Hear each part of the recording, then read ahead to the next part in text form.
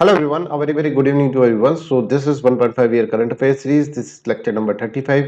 Lecture number 35 में आपका स्वागत है, जिसके अंदर आज हम 5 टॉपिक पढ़ेंगे।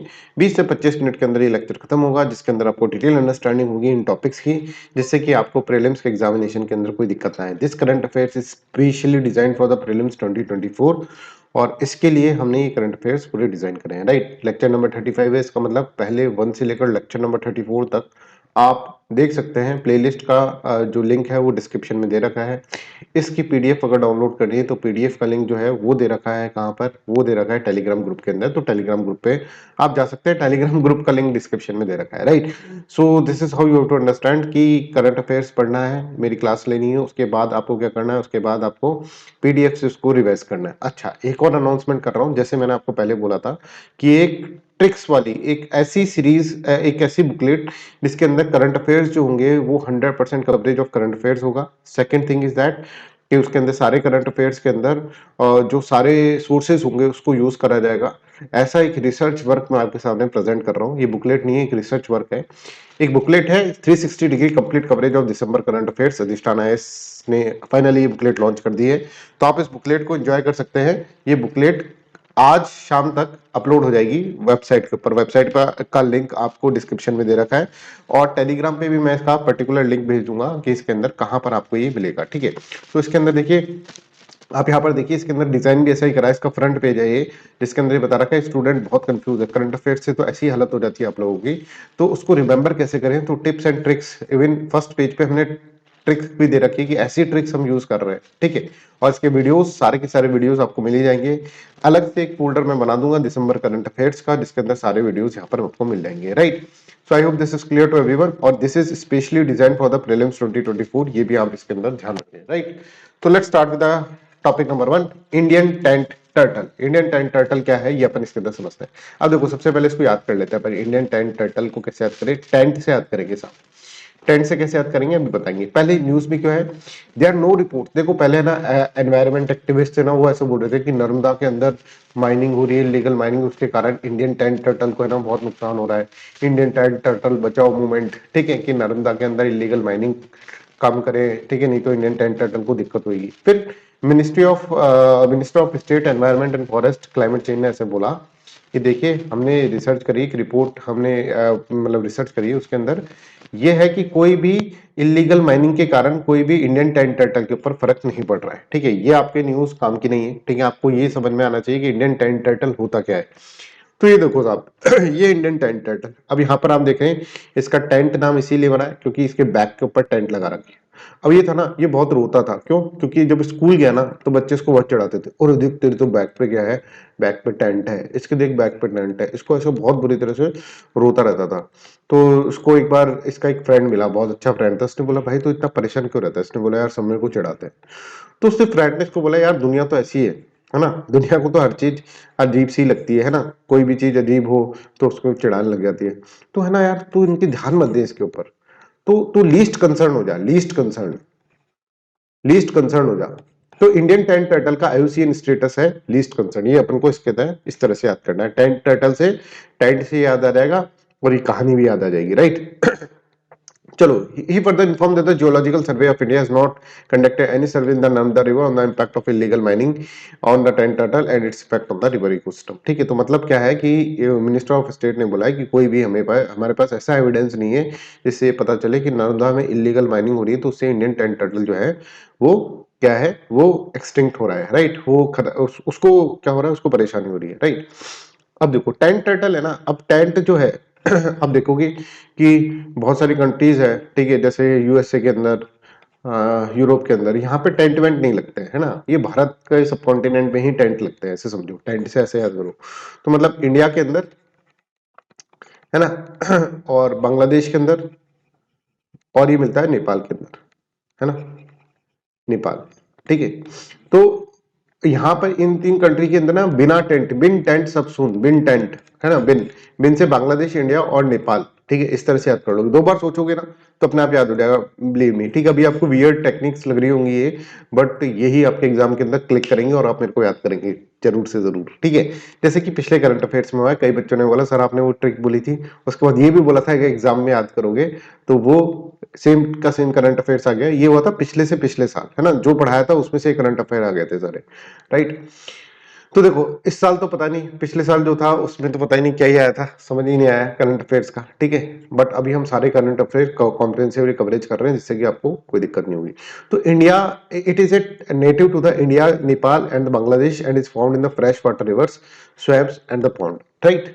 आई होप दिस इज क्लियर। तो हमने याद करा कि टेंट है, टेंट से अपन ने याद कर लिया कि वो टेंट से परेशान रहता था, तो टेंट से परेशान रहता था, फिर है ना, तो उसको इसके दोस्त ने समझाया और फिर वो क्या हुआ, लीस्ट कंसर्न हो गया।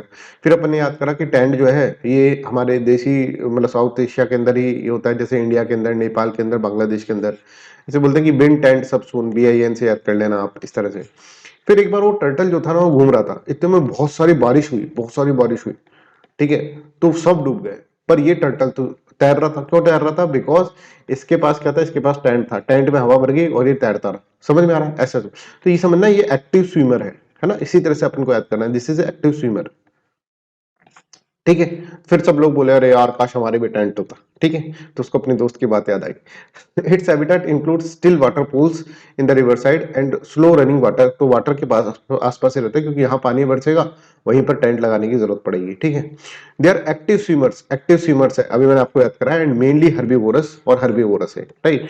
तो कॉमन हैबिटेट इन इंडिया अगर हम देखेंगे तो उड़ीसा, महाराष्ट्र, आंध्र प्रदेश, आसाम, मध्य प्रदेश, यहाँ पर ये मिलते हैं, ठीक है। आईयूसीएन स्टेटस जैसे मैंने आपको बताया, ये कभी कभार पूछा जाता है एग्जाम के अंदर। एक बार तो यूपीएससी पता नहीं आईयूसीएन स्टेटस के पीछे पड़ गया था, तो सब अब यही याद करते हैं आईयूसीएन स्टेटस। तो लीस्ट कंसर्न आईयूसीएन स्टेटस है, और schedule 1 wild life protection act के अंदर शेड्यूल 1 के अंदर ये है, ठीक है। ऐसे याद कर लोगे। Indian tent turtle, I hope complete हो गया हो। अब आंख बंद करो और सारी स्टोरी सोचो। टेंट है, टेंट के बाद बारिश हुई, ठीक है, swimmer, right, least concern, right, ये सब चीजें अपने अपने आप दिमाग के अंदर आ जाएगी। बिन बिन टेंट सबसून, BIN, Bangladesh, India and Nepal, बस खत्म। इस तरह से अपन को याद करना होता है, tips and tricks, that is very very important current affairs याद करने के अंदर, राइट। जहां पे कॉन्सेप्ट होगा वहां पे कॉन्सेप्ट बताएंगे, जहां पे जुगाड़ लगेगा वहां पे जुगाड़ लगाएंगे, सीधी सी बात है। लेट ब्लाइट डिजीज मतलब लाइट लेट आई, और लाइट लेट आती है, मान लो एक एक है ना, एक तुम क्या करो, एक पेपर लो, पेपर को गीला कर दो तुम, ठीक है, गीला कर दिया और उसको ऐसे पड़े रहने दो, तो वो कैसे हो जाएगा ना, अलग सा स्पॉट पड़ जाएगा उसके अंदर। वहीं पेपर के ऊपर एकदम से लाइट सनलाइट में रख दो तो उसका कुछ इफेक्ट नहीं पड़ेगा। तो यहाँ पर एक्चुअली लाइट लेट आई, ऐसे याद करो, लाइट लेट आई, इसके कारण क्या हो गया, इसके कारण जो पेड़ पौधे थे उसके अंदर वाटर सोक्ड स्पॉट पड़ गए, कि जैसे पानी को सोख लिया हो, जैसे ऐसे स्पॉट की बात कर रहा हूं, है ना। अगर तुम पेपर भी रखोगे और उसको लाइट में नहीं रखोगे, है ना, तो क्या हो जाएगा, ऐसे स्पॉट पड़ जाएंगे। वहीं लाइट में रख दोगे तो कम स्पॉट पड़ेगा, है ना। बट तो लेट ब्लाइट समझ रहे हैं, तो वाटर सोक्ड जो होता है ना वो यहां पर हो गया। अभी क्या हुआ, पोटैटो क्रॉप, देखो ये टमाटो के अंदर भी होता है, पोटैटो के अंदर भी होता है। अभी न्यूज में है, potato crop in the Punjab has suffered extensive damage due to the late blight disease. Late blight disease के कारण एक्सटेंसिव यहां पर क्या हुआ, डैमेज हुआ पोटैटो का। तो पोटैटो कुछ इस तरह से हो गया। अब इसको खाओगे क्या, तुम नहीं खाओगे तो किसान बेच नहीं पाएगा तो उसका नुकसान है। तो यहाँ पर आप देखेंगे इसके लीव्स के अंदर, इसके अगर हम देखेंगे स्टेम्स के अंदर, ठीक है, इस तरह की क्या होता है, इस तरह का एक तरह से ये late blight water soaked spot पड़ जाता है। अब सर क्यों पड़ रहा है ये, सर हम बताएं क्यों पड़ रहा है, क्योंकि लेट ब्लाइट, लाइट लेट आई नहीं, ये तो याद करने के लिए बताया था, इसलिए पड़ रहा है क्योंकि ये फंगल इन्फेक्शन यहाँ पर हो चुका है। OMG, ठीक है, फंगल इन्फेक्शन के कारण ही हो रहा है। तो लेट ब्लाइट से समझ में आ जाएगा, फिर आप याद हो जाएगा, फंगल इन्फेक्शन भी याद आ जाएगा, ठीक है। तो देखो, fungal disease cause by the fungus Phytophthora infestans, ठीक है, ये याद करने की कुछ जरूरत नहीं है, ठीक है, ये बस ये याद रखो कि ये फंगल डिजीज है, फंगस के कारण ये हो रहा है। और ये लीव्स के अंदर होता है, स्टेम्स के अंदर होता है, tubers of the crops. Tubers मतलब ये होता है ना, पोटैटो अगर आपने देखा हो, ओरिजिनल पोटैटो देखना हो, यहाँ पे बर्ड्स निकली होती है उसके, ऑक्सिलरी बर्ड्स। सर यहाँ तो समझ में नहीं आ रहा, तो ये देख लो, ये देखो, ये तो देखा ही होगा, है ना। नहीं सर हम तो पोटैटो खाते ही नहीं है, तो देखा तो होगा, देखने की बोल रहा हूं मैं, राइट। तो लीव्स, स्टेम्स और ट्यूबर्स ऑफ द क्रॉप के अंदर ये होता है, क्या होता है, वाटर सोक्ड स्पॉट्स आ जाते हैं, appears on the leaves, which then increase in the size, फिर धीरे धीरे साइज इंक्रीज होता रहता है, और फिर तुम कहते हैं अरे भैया सारे आलू खराब है आपके, तो है ना, तो बोलेगा अरे मैडम क्या करें, लेट ब्लाइट डिजीज के अंदर लग गई है, ठीक है। Finally turn black, infested tubers and the infected soil, ये ट्यूबर्स होता है इन्फेक्टेड, और इन्फेक्टेड सॉइल जो होती है ना, ये प्राइमरी सोर्स ऑफ इन्फेक्शन होता है। Airborne infection is also caused by the spongia, ठीक है। एयरबॉर्न इन्फेक्शन भी होता है, एक आलू में इन्फेक्शन हुआ, दूसरे में भी हो जाएगा एयर के कारण, ठीक है। I hope this is clear to everyone. Late blight disease कैसे लोगों को, लाइट लेट आई, फिर उससे वाटर सॉफ्ट स्पॉट आ जाएंगे, वाटर सॉफ्ट स्पॉट्स के बाद फिर फंगस याद आ जाएगा तुम्हें, ठीक है। ऐसे ही सीरीज में याद आएगा। देखो बहुत ही साइंटिफिकली डिजाइन करे गए हैं करंट अफेयर्स। बट अगर तुमको ऐसे लगेगा कि अरे नहीं सर हम तो यूपीएससी की प्रिपरेशन कर रहे हैं, सर बच्चों की तरह क्यों पढ़ा रहे हो, इसलिए पढ़ा रहे हैं क्योंकि हम सब बच्चे ही हैं, ठीक है। हमें याद करना है ना, याद करना है, ट्रिक्स और ट्रिक्स, नहीं तो पागल जैसी हालत हो जाएगी, क्या करें क्या नहीं करें, ठीक है। पढ़ोगे फिर भूलोगे, इससे बढ़िया ट्रिक्स को याद कर लो और उससे अपन चीजें याद कर लेंगे, है ना। इसके साथ साथ कॉन्सेप्ट भी आपको बताए जा रहे हैं। Sovereign gold bond scheme, sovereign gold bond scheme क्या है, देखो बॉन्ड, गोल्ड का बॉन्ड अब ये क्या है, बॉन्ड समझो पहले, बॉन्ड क्या होता है ना। बॉन्ड होता है एक, जैसे मैंने एक पीस ऑफ पेपर है, उसके अंदर मैंने कहा कि देखो भाई 100 रुपए मैं तुमको दूंगा, है ना। नहीं ये बॉन्ड में ये 100 रुपए का बॉन्ड है ना, 100 रुपए दे नहीं रहा, 100 रुपए तो लूंगा इससे, है ना। 100 रुपए का बॉन्ड है, कोई मेरे को 100 रुपए दे दो, रेट ऑफ इंटरेस्ट की 10% है, और टाइम इसका 1 ईयर है। एक साल के अंदर अगर कोई मेरे को 100 रुपए दे देगा अभी, तो मैं उसको 110 रुपए पकड़ा दूंगा, ठीक है। इसका मतलब ये होता है एक साल बाद, ठीक है। अभी कोई मेरे को 100 रुपए दे और ये बॉन्ड रख ले, और फिर एक साल बाद आना मेरे को बॉन्ड दिखाना, भाई देख तूने ही बॉन्ड दिया था ये, तो मैं तुमको 110 रुपए दे दूंगा, this is known as bond, है ना।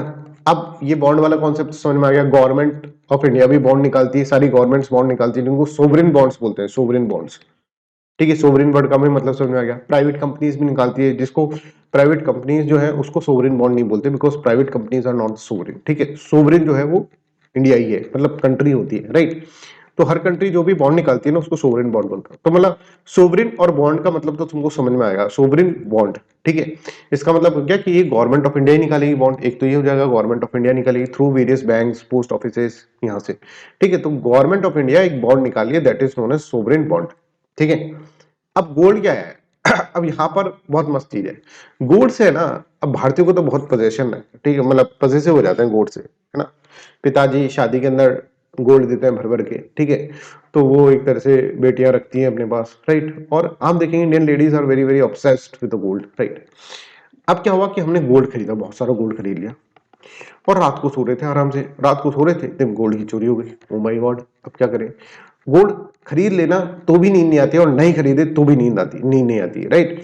तो गोल्ड खरीद के उसको कहीं रखें, लॉकर में रख के गए, ठीक है, पता चला बैंक पे रेड पड़ गई, बैंक के चोरी हो गया, ऐसा कुछ हो गया, तो ये है कि आपका गोल्ड जो है वो सेफ नहीं है। आपको ऐसा लगता है दिन रात आपने गोल्ड खरीद के एक गलती कर दी, आपको ऐसा लगता है कि यार भाई अब तो नींद आती ही नहीं है, पहले तो थोड़ी बहुत आ भी जाती थी, अब तो नहीं आती।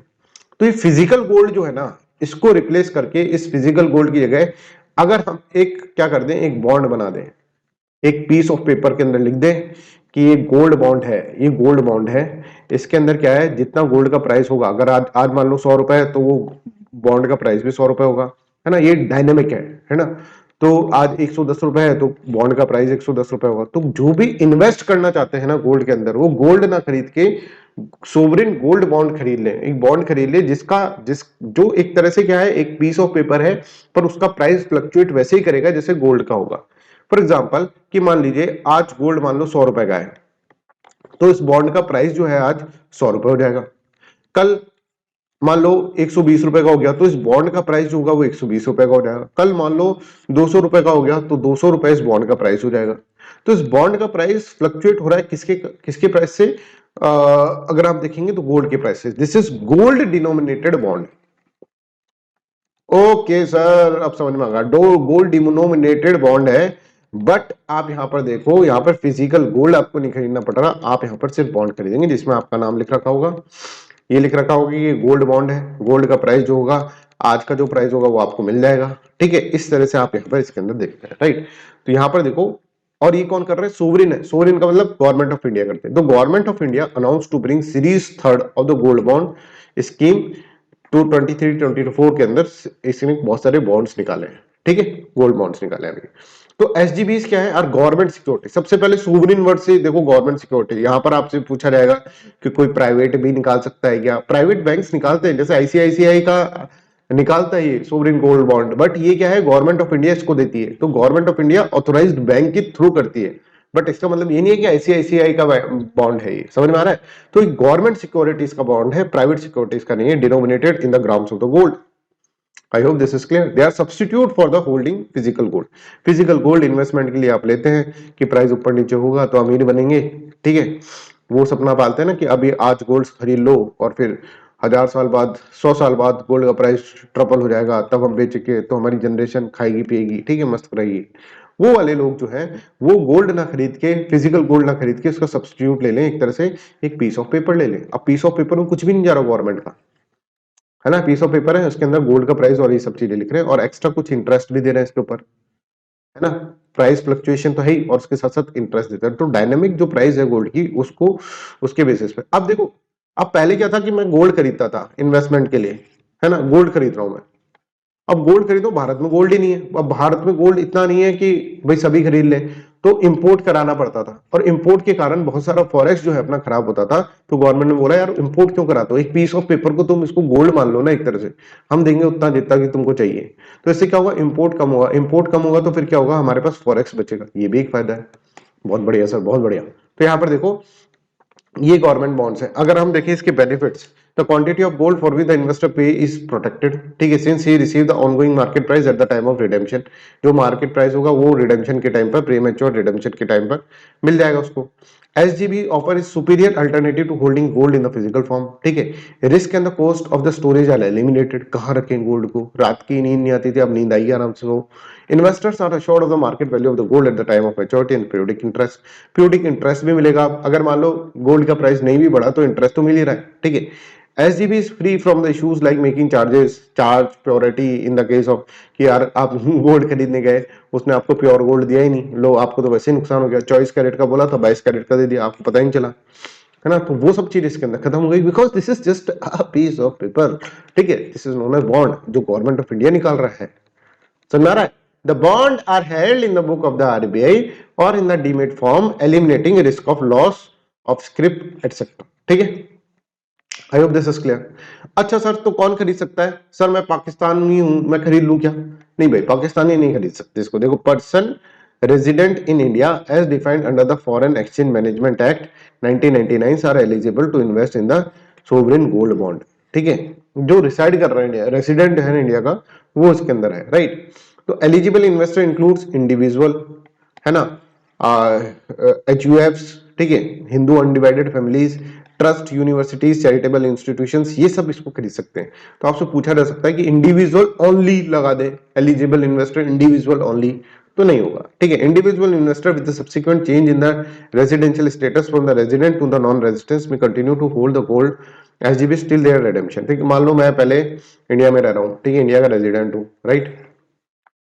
अब मैं पाकिस्तान में जाकर रहने लग गया, तो भाई क्या मेरा गोल्ड बॉन्ड नहीं, जितना तूने खरीदा है ना उतने का तो तुमको रिडेम्पशन मिल जाएगा, ठीक है। मतलब रिडेम्पशन के टाइम पर, मैच्योरिटी के टाइम पे उतना गोल्ड मिल जाएगा, वो मतलब तुम्हारा वैलिड रहेगा, है ना। ऐसे नहीं कि यहाँ पे रहते हुए नया गोल्ड नहीं खरीद पाओगे फिर तुम, ठीक है, गोल्ड बॉन्ड, है ना। तो I hope this is clear. Other factor, joint holding is allowed, कि भाई मैं और मेरा भाई दोनों मिलकर खरीदना चाहते हैं तो joint holding is allowed, yes this is allowed. Minor can invest in the SGBs on the behalf of the minor, has to be made by his her guardian, ठीक है। माइनर मेरा बच्चा है 1.5 साल का, ठीक है, क्या वो गोल्ड बॉन्ड ले सकता है? हाँ भाई ले सकता है। मिनिमम इन्वेस्टमेंट कितना कर सकते हैं? द बॉन्ड शुड बी 1 ग्राम, 1 ग्राम हो सकता है, with A maximum limit of subscription of 4 kg for individual, 4 kg for individual, है ना। 4 kg फॉर, इससे ज्यादा नहीं खरीद सकते हिंदू अनडिवाइडेड फैमिली, और 20 kg फॉर ट्रस्ट। अब देखो ये माइन्यूट डिटेल्स है, ये आपको किसी भी करंट अफेयर की बुकलेट में नहीं मिलेगी, बट क्योंकि मैंने आरबीआई की वेबसाइट पे गया और आरबीआई की वेबसाइट से ये सब छापा है, ठीक है, तो इसलिए ये मोस्ट ऑथेंटिक सोर्स है, ध्यान रखिएगा। SGBs are eligible to be used as collateral for the loans from the bank, ठीक है, बैंक से, ठीक है, साहब हमें लोन चाहिए। बैंक ने बोला अच्छा लोन चाहिए, क्या है तुम्हारे पास? बोले हमारे पास, तुम्हारे पास कोई लैंड है, लैंड का टुकड़ा है गिरवी रखने के लिए? तो बोले कि नहीं नहीं, लैंड का टुकड़ा तो नहीं है। तो बोले बिना गिरवी रखे तो नहीं ले सकते। अच्छा तुम्हारे पास घोड़ी गाड़ा, कोई घोड़ा गाड़ी है? तो बोले कि गाड़ी भी नहीं है साहब, गाड़ी भी नहीं है गिरवी रखने के लिए। बोले क्या है तुम्हारे पास? हमारे पास सोवरेन गोल्ड बॉन्ड है। सर बॉन्ड है ये, बॉन्ड इसको रख लो आप और हमें दो पैसा। तो बैंक आपको एक तो क्या करेगा, एक तो सल्यूट मारेगा कि यार तू तो बिल्कुल अपडेट रहता है, ठीक है। लोग बाग तो लैंड को कोलेटरल की तरह, गिरवी की तरह रखते हैं, गाड़ियों को रखते हैं, या फिर क्या करते हैं, सोने को रखते हैं। तो गोल्ड बॉन्ड लेकर आया, वाह यार, ठीक है। तो ले 1% इंटरेस्ट रेट तुम्हारा कम कर देंगे, ठीक है। मजाक कर रहे हैं, ऐसा नहीं होता है। मतलब ये SGBs are eligible to be used as a collateral for the banks, for loans from the banks, financial institution, NBFCs, इन सब के लिए कोलेटरल की तरह काम आता है। Tenure of bond is 8 years, 8 साल का टेन्योर होता है। Early encashment redemption of the bond is allowed after 5th year. मतलब तुमने एक बार एसजीबी खरीद लिया ना, तो है ना, एसजीबी खरीद लिया तो 8 साल बाद आप निकलवाए, उसका टेन्योर 8 साल का होता है। पर तुम बीच में भी निकाल सकते हो, आफ्टर 5th ईयर तुम निकाल सकते हो from the date of issuance of the coupon payment dates, ठीक है। तो यहां पर आप आफ्टर 5 ईयर्स भी आप निकाल सकते हैं, उसको प्री मैच्योर रिडेम्पशन बोल देंगे, प्री मैच्योर मैच्योरिटी बोल देंगे, ठीक है। चलो नेक्स्ट इज हेमोफीलिया। हेमोफीलिया क्या है ये अपन इसके अंदर समझते हैं। एक डिजीज है, खतरनाक डिजीज है, जो यहाँ पे प्रकृति देखो, प्रकृति थोड़ा सा यहाँ पर क्या करती है, डिस्क्रिमिनेशन करती है। लड़कों को होने वाली डिजीज, ज्यादातर लड़कों को होती है ये डिजीज, ठीक है। क्यों होती है, इसका पूरा पूरा रीजन, पूरा पूरा कॉन्सेप्चुअल अंडरस्टैंडिंग में आपको कराऊंगा। पहले इसमें haemophilia and health collective of the north, है ना, इन्होंने कोलैबोरेट करा है नेशनल हेल्थ मिशन से, और representative from the 16 states to propose Indian guidelines बनाए, जिससे कि ट्रीटमेंट कर सके उन लोगों का जो कि हेमोफीलिया से ग्रसित लोग हैं, उनका ट्रीटमेंट करने के लिए। अब हेमोफीलिया होता क्या है ये अपन समझते हैं। तुम जा रहे थे, है ना, रास्ते में तुम्हारे क्या हुआ कि हाथ पे कट लग गया, ठीक है, अंगली पे कट लग गया। अब अंगली के कट लग गया तो खून बह रहा था, तुमने थोड़ी देर के लिए ऐसे दबा लिया, दबा लिया, खून बहना बंद हो गया, ठीक है। पर कुछ लोग होते हैं जिनके अगर कट लग जाता है तो कितना भी दबा लें, खून बहना बंद ही नहीं हुआ। अच्छा, खून बहना बंद क्यों हो गया तुम्हारे अंदर? खून बहना बंद इसलिए हो गया बिकॉज तुम्हारी बॉडी के अंदर क्यों है, क्या है, क्लोटिंग फैक्टर्स है, clotting factors. This is very important concept, ये ध्यान रखना बिल्कुल। क्लोटिंग फैक्टर है। तो जनरली क्या होता है कि नॉर्मल सर्कमस्टांसेस के अंदर, जिसको हेमोफीलिया नहीं होता, उसके अंदर क्लोटिंग फैक्टर्स होते हैं। और क्लोटिंग फैक्टर्स क्या करते हैं, क्लोटिंग फैक्टर्स के अंदर, क्लोटिंग फैक्टर मतलब क्या होता है कि इसका मतलब क्या होता है, ब्लड जो होता है वो कंबाइन कर जाता है प्लेटेलेट से। प्लेटेलेट्स होती है ना ब्लड के अंदर, प्लेटेलेट्स है, सॉरी, क्लोटिंग फैक्टर्स जो होते हैं, क्लोटिंग फैक्टर्स जो होते हैं वो प्लेटेलेट से कंबाइन कर जाते हैं ना। ब्लड के अंदर ही प्लेटेलेट्स होती है, सब कुछ ब्लड के अंदर ही है, प्लेटेलेट्स, आरबीसीज, डब्ल्यूबीसीज, ये सब, ठीक है। तो क्लोटिंग फैक्टर जो है प्लेटेलेट से कंबाइन करेंगी और एक थक्का बना देती है, थक्का, थक्का समझ रहे हैं, क्लॉट, क्लॉट बना देती है, जिससे कि ब्लड बहना बंद हो जाता है। तो जैसे मेरे कट लगेगा ना, तो क्लोटिंग फैक्टर मेरा काम में आ जाएगा, भाई मेरा काम पड़ गया। प्लेटेलेट से बोले भाई प्लेटेलेट कहाँ है, चला जाओ, दोनों मिल जाते हैं और मिलकर एक थक्का सा बना लेते हैं, that is known as clot, है ना, ब्लड क्लॉट। ब्लड क्लॉट हो जाएगा, और ब्लड क्लॉट हो जाएगा तो वो ब्लड बहना बंद हो जाएगा। ये समझ में आ गया। तो clotting factor is required, clotting factor होने चाहिए बॉडी के अंदर। जो क्लोटिंग फैक्टर्स जो होते हैं ना, बहुत सारे क्लोटिंग फैक्टर्स होते हैं, मैं बताऊंगा अभी आपको। वो प्लेटेलेट से मिलकर क्या करते हैं, ब्लड का क्लॉट बना लेते हैं। तो यहाँ पर देखो क्लोटिंग एक्चुअली क्या है, देखो ये देखो, जैसे डैमेज हुआ, मेरे लग गई, कट लग गया, कट लग गया तो नॉर्मल आदमी हो गया, उसका तो क्लॉट बन गया, ये देखो क्लॉट बन गया। पर जो हीमोफीलिया से ग्रसित है ना, उसके अंदर क्लोटिंग फैक्टर नहीं होते, due to absence of clotting factor. Clotting factor के एब्सेंस के कारण क्या होता है, उसका थक्का नहीं जमा, थक्का नहीं जमा तो ब्लड यहां से निकलता रहेगा। यहाँ पर तो थक्का जम गया है, क्लॉट बन गया है, ठीक है, यहाँ पर नहीं बना। क्यों? क्योंकि इसके अंदर हीमोफीलिया के अंदर क्या होता है कि क्लॉटिंग फैक्टर नहीं होता है। तो नॉर्मल आदमी के तो कट लगता है तो क्लॉट बन जाता है, तो खून रुक जाता है। हीमोफीलिया वाला होता है उसके कट लगा ना, तो फिर भैया खून रुकेगा नहीं उसका, फिर तो वो ब्लीड ही करता रह जाएगा। और पूरे ऐसा भी हो सकता है कि छोटे से कट से पूरा खून शरीर से बाहर आ जाए, क्योंकि उसमें बन ही नहीं रहा है। तो देखो नॉर्मल ब्लड वेसल सेल है, इसके अंदर देखो अगर मान लो थोड़ा सा कट लगा तो यहाँ पे क्लॉट बन के हो गया काम, ठीक है, रुक गया खून। पर यहाँ पर अगर हेमरेज हुआ, ठीक है, हेमरेज हुआ, अगर कट लगा यहाँ पर, तो हेमोफीलिया के अंदर क्या होता है, हेमोफीलिया के अंदर क्लॉटिंग एबिलिटी नहीं होती और यहाँ से खून बह ही रहा है। देखो यहाँ पर अभी देखो, यहाँ पर खून बह रहा है, यहाँ पे क्लॉट बनकर खून बंद हो गया। तो समझ में आ रहा है। तो हेमोफीलिया क्या है, इज ए रेयर, बहुत रेयर डिजीज है, जेनेटिक डिजीज, कंडीशन, डिसऑर्डर बोल सकते हैं, that hinders the blood ability to clot. Blood की एबिलिटी जो क्लॉट की करने की है वो उसको रोक देती है, leading to the prolonged bleeding. इससे ब्लीडिंग बहुत सारी इसके अंदर हो जाती है, ठीक है साहब, इतना समझ में आ रहा है। It is usually inherited and majority of individual affected are the male. क्यों साहब, ऐसा क्यों, ऐसा डिस्क्रिमिनेशन क्यों? क्योंकि ये एक्स वाई डिजीज है और एक्स वाई मेल ही होता है, ये मैं आपको एक्सप्लेन करता हूँ, ठीक है। देखो two most common types of are hemophilia A, hemophilia B. ठीक है, ए किसके कारण होता है? जब क्लॉटिंग फैक्टर जो होता है ना 8 उसकी डेफिशिएंसी के कारण ए होता है। ए किसकी डेफिशिएंसी के कारण होता है? जब क्लॉटिंग फैक्टर 8 नहीं होता है शरीर में। ठीक है, अब बताइए 8 का मतलब क्या है? और हेमोफिलिया बी क्यों होता है? बी जब होता है जब क्लॉटिंग फैक्टर 9 नहीं होता है। तो 9 को अगर तुम ऐसे कर दोगे, चलो फिर तो वो तो बी भी बन जाएगा, पर वो उल्टा बी बन जाएगा ना, तो ऐसे याद कर सकते हैं B9, है ना। अब ये समझो, देखो ये क्लॉटिंग फैक्टर है अपने बॉडी के अंदर। ठीक है, ये अगर आप देखेंगे तो इतने सारे क्लॉटिंग फैक्टर है, अप्रोक्सीमेटली 13 क्लॉटिंग फैक्टर्स आते हैं। अप्रोक्सीमेटली क्या, एग्जैक्टली 13 क्लॉटिंग फैक्टर्स आते हैं। अब कुछ कुछ बॉडीज के अंदर क्या होता है, कुछ क्लॉटिंग फैक्टर्स नहीं होते, जैसे फैक्टर नंबर 8 नहीं है ना, जिससे क्या हो जाएगा, होमोफिलिया ए हो जाएगा। ठीक है, फैक्टर नंबर 9 नहीं है तो उससे होमोफिलिया बी हो जाएगा। ठीक है, समझ आ रहा है? तो क्लॉटिंग फैक्टर नहीं होने के कारण क्या है, ब्लड क्लॉट नहीं कर पाया, ब्लड क्लॉट नहीं कर पाया तो उसके कारण प्रॉब्लम हो गई, और इससे होमोफिलिया ए का डेफिशिएंसी ऑफ क्लॉटिंग फैक्टर 8 के कारण ए हो जाता है। बी जो होता है वो 9 के कारण होता है, 11 के कारण सी हो जाता है। ठीक है, पैरा हेमोफिलिया जो होता है, ठीक है, वो क्लॉटिंग फैक्टर जो होता है 5th के कारण होता है। और वॉन विल्ब्रेंड डिजीज जो है वो 8 और क्लॉटिंग फैक्टर आप देखें इसके अंदर, इसके कारण ये होता है VW। ठीक है ना।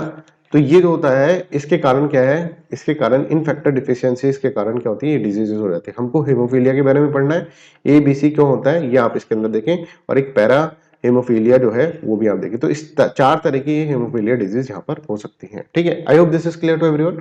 यहाँ तक सबको समझ में आ रहा है? अब एक चीज हो गया, सर ये क्या, ये क्यों है, मेल क्यों है, मेल पे ही क्यों होता है ये? तो ये समझो, ये डिजीज जब होती है, ये क्लॉटिंग फैक्टर की डेफिशिएंसी जब होती है, जब एक्स और वाई क्रोमोसोम होते हैं। तो देखो प्रकृति है ना, उसने है ना, अपन कहते हैं ना कि मैन और वीमेन में क्या अंतर है, मैन और वीमेन में अंतर प्रकृति ने ही कर रखा है। क्या?